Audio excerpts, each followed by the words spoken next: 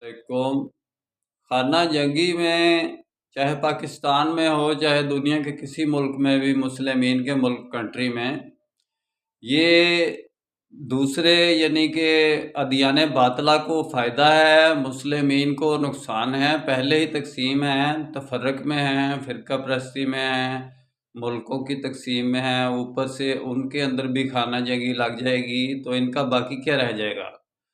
تو اس لیے اس کے بارے میں تمام مسلمین ایک رائے رکھیں کہ یہ درست نہیں ہے، خواہ افغانستان کی پاکستان کے ساتھ یہ جو وہاں سے حملے ہوتے ہیں، یا پاکستان کے اندر کچھ لوگ اس قسم کا یعنی کہ آرمی پر اٹیک کرتے ہیں، یا پولیس پر اٹیک کرتے ہیں، یا حکومتی اداروں پر اٹیک کرتے ہیں، یہ ایک ہی بات ہے۔ یعنی اس کی اسلام میں اجازت نہیں ہے، بالکل یہ کسی قسم کا کوئی جہاد نہیں ہے، یہ فساد فی الارض ہے۔